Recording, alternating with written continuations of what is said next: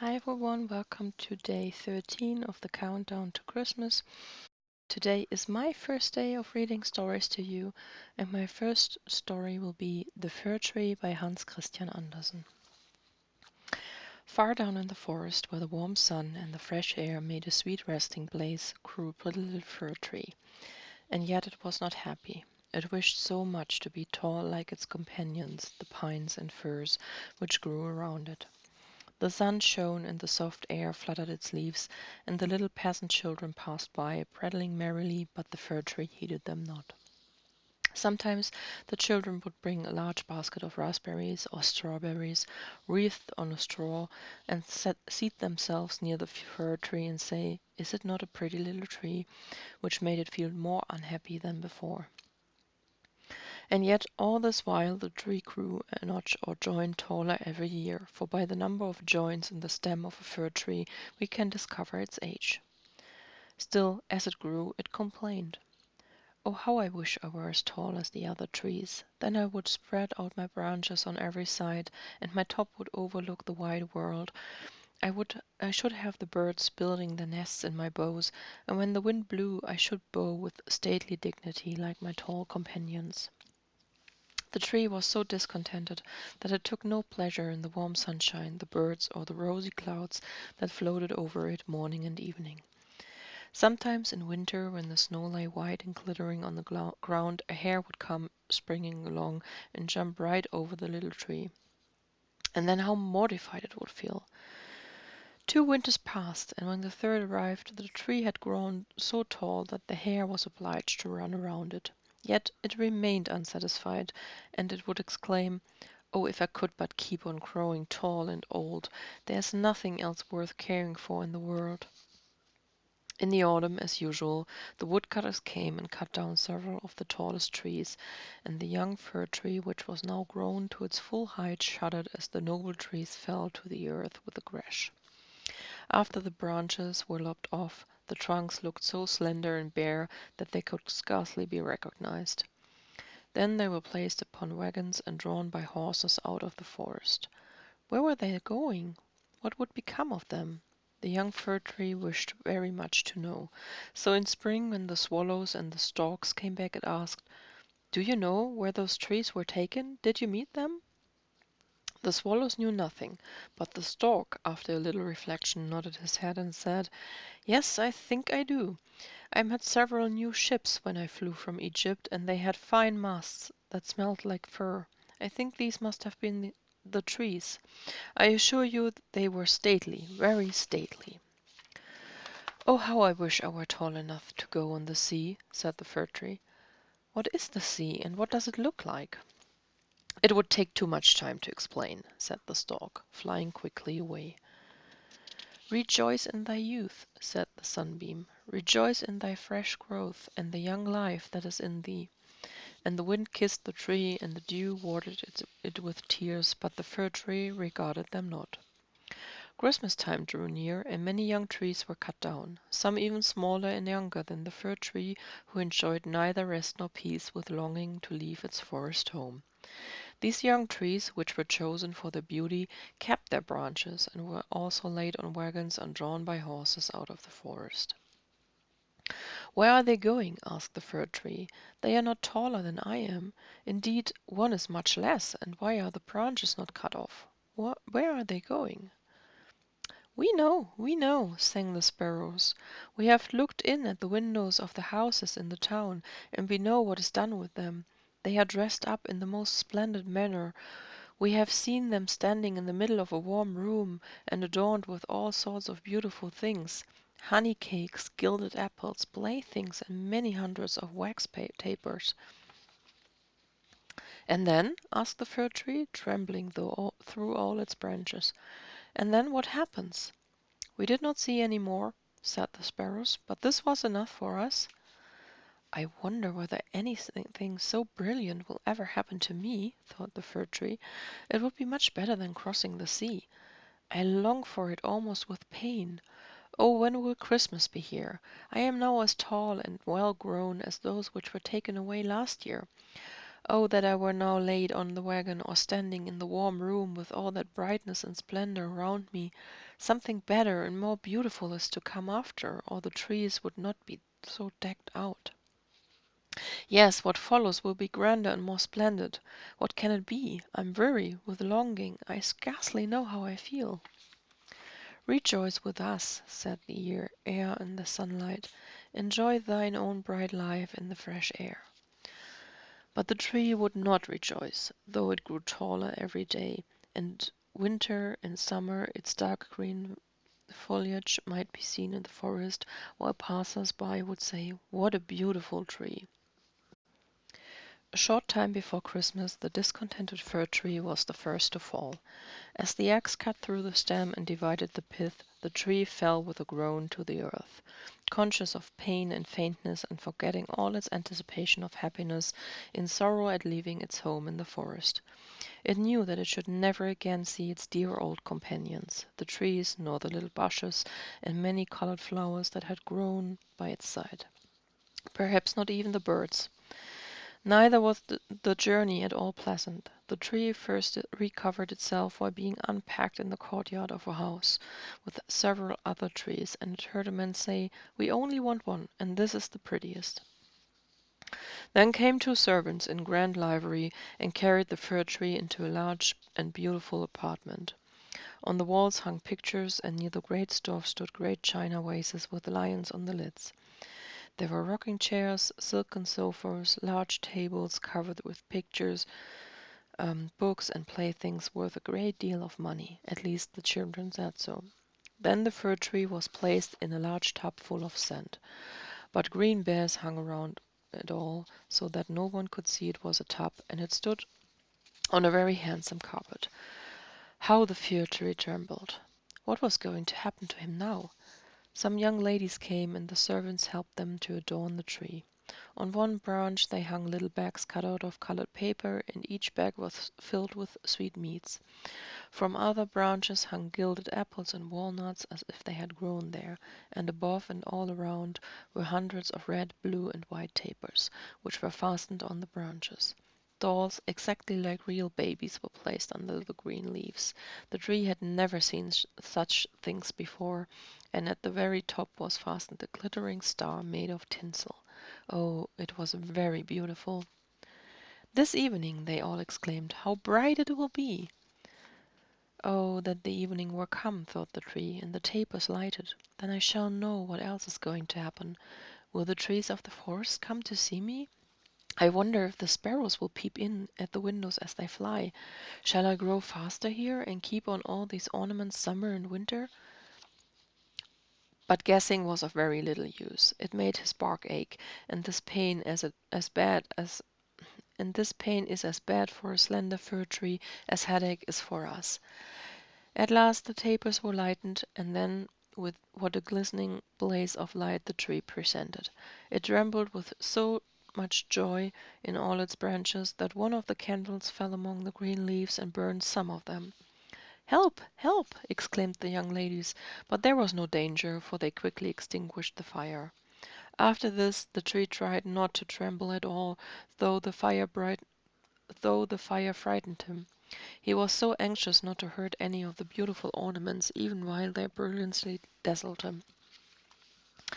And now the folding doors were thrown open, and a troop of children rushed in, as if they intended to upset the tree. They were followed more silently by their elders. For a moment the little ones stood silent with astonishment, and then they shouted for joy till the room rang, and they danced merrily around the tree, while one present after the other was taken from it. "What are they doing? What will happen next?" thought the fir. At last the candles burned down to the branches and were put out. Then the children received permission to plunder the tree. Oh, how they rushed upon it, till the branches cracked, and had it not been fastened with a glistening star to the ceiling, it must have been thrown down. The children then danced about with their pretty toys, and no one noticed the tree, except the children's maid, who came and peeped among the branches to see if an apple or a fig had been forgotten. "A story! A story!" cried the children, pulling a little fat man towards the tree. Now we shall be in the green shade, said the man as he seated himself under it, and the tree will have the pleasure of hearing also, but I shall only relate one story. What shall it be, Ivede the Avede or Humpty Dumpty, who fell down the stairs but soon got up again and at last married the princess? Ivede Avede, cried some. Humpty Dumpty, cried another, and there was a fine shouting and crying out. But the fir tree remained quite still, and thought to himself, "Shall I have anything to do with all this?" But he had already amused them as much as they wished. Then the old man told them the story of Humpty Dumpty, how he fell down the stairs and was raised up again and married a princess, and the children clapped their hands and cried, "Tell another story, tell another," for they wanted to hear the story of Ivede Avede, but they only had Humpty Dumpty. After this the fir tree became quite silent and thoughtful. Never had the birds in the forest told such tales as Humpty Dumpty, who fell down stairs and yet married a princess. Ah, yes, so it happens in the world, thought the fir tree. He believed it all because it was related by such a nice man. Ah well, he thought, who knows, perhaps I may fall down too and marry a princess. And he looked forward joyfully to the next evening, expecting to be again decked out with lights and playthings, gold and fruit. Tomorrow I will not tremble, he thought. I will enjoy all my splendor, and I shall hear the story of Humpty Dumpty again, and perhaps Ivede Avede. And the tree remained quiet and thoughtful all night. In the morning the servants and the housemaid came in. Now, the fir tree thought, all my splendor is going to begin again. And they dragged him out of the room and upstairs to the garret, and threw him on the floor in a dark corner where no daylight shone, and there they left him. What does this mean? Thought the tree. What am I doing here? I can hear nothing in a place like this. And he had time enough to think, for days and nights passed, and no one came near him. And when at last somebody did come, it was only to put away large boxes in the corner. So the tree was completely hidden from sight, as if it had never existed. It is winter now, he thought. The ground is hard and covered with snow, so that people cannot plant me. I shall be sheltered here, I dare say, until spring comes. How thoughtful and kind everybody is to me. Still, I wish this place were not so dark, as well as lonely, with not even a little hare to look at. How pleasant it was out in the forest, while the snow lay on the ground, when the hare would run by. Yes, and jump over me too, although I did not like it then. Oh, it is terrible lonely here. Squeak, squeak, said a little mouse, creeping cautiously towards the tree. Then came another, and they both sniffed at the fir tree and crept between the branches. It is very cold, said the little mouse, or else we should be so comfortable here, shouldn't we, you old fir tree? I'm not old, said the fir tree. There are many who are older than me. Where do you come from, and what do you know? Asked the mice, who were full of curiosity. Have you seen the most beautiful places in the world, and can you tell us all about them? And have you been in the storeroom where cheeses lie on the shelf and hams hang from the ceilings? One can run about on tallow candles there, and go in thin and come out fat. I know nothing of that place, said the fir tree, but I know the wood where the sun shines and the birds sing. And then the tree told the little mice all about its youth. They had never heard such an account in their lives, and after they had listened to it attentively, they said, "What a number of things you have seen! You must have been very happy." "Happy!" exclaimed the fir tree, and then he reflected upon what he had been telling them. He said, "Ah, yes, after all, those were happy days." But when he went on and related all about Christmas Eve and how he had been dressed up with cakes and lights, the mice said, "How happy you must have been, you old fir tree!" "I am not old at all," replied the tree. "I only came from the forest this winter. I am now checked in my growth." "What splendid stories you can relate," said the little mice, and the next night 4 other mice came with them to hear what the tree had to tell. The more he talked, the more he remembered, and then he thought to himself, Those were happy days. But they may come again. Humpty Dumpty fell downstairs, and yet he married the princess. Perhaps I may marry a princess too. And the fir tree thought of the pretty little birch tree that grew in the forest, which was to him a real beautiful princess. "Who is Humpty Dumpty?" asked the mice, and then the tree related the whole story. He could remember every single word, and the little mice were so delighted with it that they were ready to jump to the top of the tree. The next night a great many more mice made their appearance, and on Sunday 2 rats came with them, but they said it was not a pretty story at all, and the little mice were very sorry, for it made them think less of it also. "Do you know only one story?" asked the rats. "Only one," replied the fir tree. "I heard it on the happiest evening of my life, but I did not know I was so happy at the time."